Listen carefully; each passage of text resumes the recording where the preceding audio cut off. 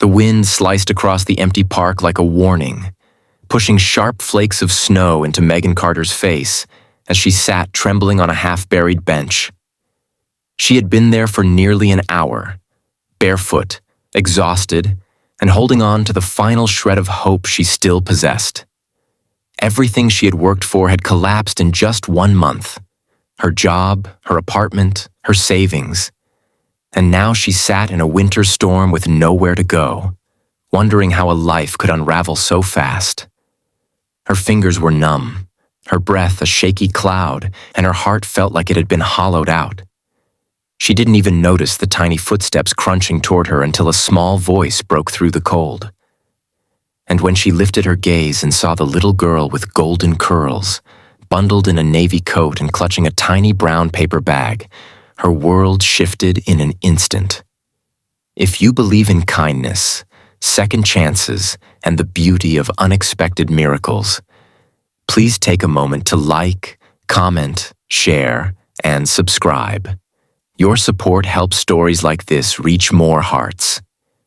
Megan found herself staring at the little child who couldn't have been more than 4. The girl's cheeks were rosy from the cold, her breath puffing into the air like a tiny train. She stood bravely in front of Megan, looking at her with an innocence so pure it sliced through the storm in Megan's chest. "Ma'am," the girl whispered again, her mittened hand stretching out the bag she held. "You look cold. Will you be my mommy?"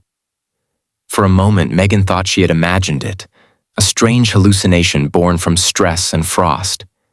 But then the girl stepped closer, her eyes full of something Megan hadn't felt from anyone in a long time.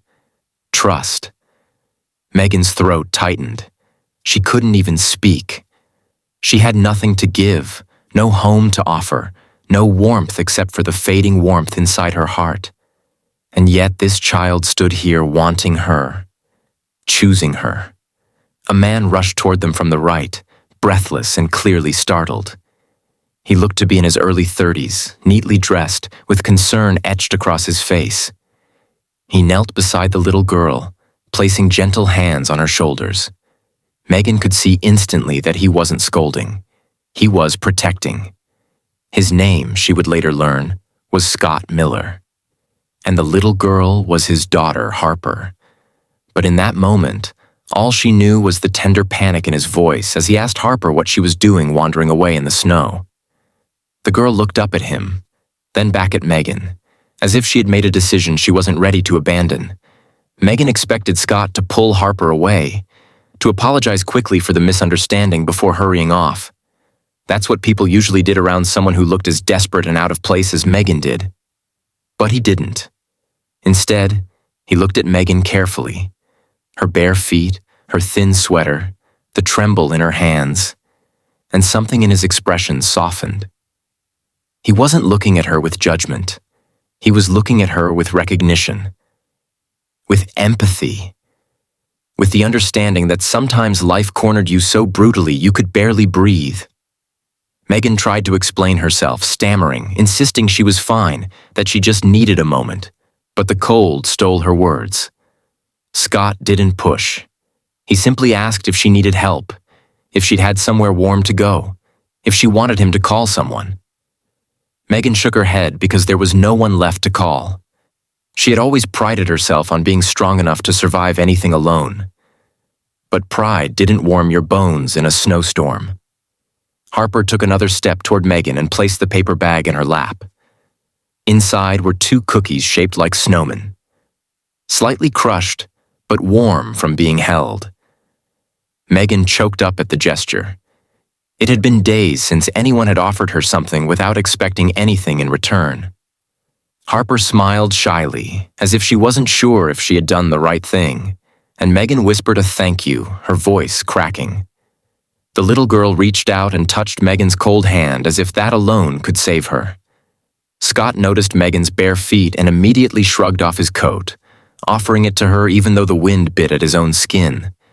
Megan resisted, embarrassed, but he insisted with a calm firmness that made her relent. He then told Harper they should help the nice lady get warm, and Harper nodded as if she had been waiting to hear that. Scott suggested walking to the cafe on the corner, just a few minutes away, where they could warm up and figure things out. Megan hesitated, torn between pride and need, but Harper gently tugged her hand as if guiding her toward safety. That small, soft tug broke the last of Megan's resistance. Inside the cafe, warmth enveloped them. Harper sat beside Megan in the booth, her small legs swinging as she sipped hot chocolate with marshmallows. Scott ordered Megan a meal, even though she insisted on just tea. She hadn't realized how hungry she was until the food arrived, and she had to fight tears as she took her first bite. Scott didn't pry into her situation. Instead, he spoke gently about ordinary things. How Harper loved snow, how she had a habit of saying things that made strangers smile, how they came to the park every Saturday. Harper chimed in with her small voice, telling Megan that her mommy was in heaven. And Megan felt her heart crack in two at the softness in Scott's eyes. The hours passed slowly, softly, like the world had decided to pause just for them. Megan finally shared pieces of her story: the job loss, the snowball of bills, the apartment she could no longer afford. She didn't go into detail, but she didn't need to. Scott listened without a hint of judgment. When she apologized for being a burden, he shook his head firmly and told her no one deserved to face winter alone. When Harper leaned her head on Megan's arm and closed her eyes, Megan's entire soul thawed. Scott offered to help her find temporary shelter, but Megan admitted shelters were full due to the storm. He hesitated only a moment before offering his guest room for the night, not with pity, but with sincere human concern. Megan refused at first, but Harper looked up, sleepy and sincere, and whispered again, "Ma'am, you look cold. Please come." And Megan couldn't say no. Scott's home was warm, safe, and filled with little details of a life built around love. Harper's drawings on the fridge, a stack of children's books by the couch, a soft blanket draped neatly over the armrest. Megan felt out of place, and yet, strangely, welcomed. Harper insisted Megan read her a bedtime story, curling up beside her with complete trust. Megan had forgotten what it felt like to be needed like that. She tucked Harper in, brushing her golden curls back as she drifted off to sleep, then stepped out of the room with tears quietly sliding down her cheeks. In the days that followed, Megan planned to leave early each morning, insisting she didn't want to impose. But every time she tried, Harper begged her to stay a little longer, and Scott gently encouraged her to take her time getting back on her feet. He helped her apply for jobs, connected her with a women's support organization, and even drove her to interviews. Megan felt her sense of worth returning, slowly but surely, like flowers pushing through frost. Weeks later, Megan secured a steady job at a local community center. She found a small apartment and began rebuilding her life from the ground up. But even with her new beginning, she found herself visiting Scott and Harper often, at first out of gratitude, but eventually out of something deeper. Harper clung to her every time she left, insisting she return soon. Scott smiled in that warm, quiet way that said more than words. Megan realized she had not just been rescued from the cold. She had been pulled back into the warmth of belonging, into a family she never expected, into a future she once thought impossible. And one evening, months later, as they walked together through the same snowy park where it all began, Harper reached up, took Megan's hand, and repeated her now famous line with a giggle. "Will you be my mommy?"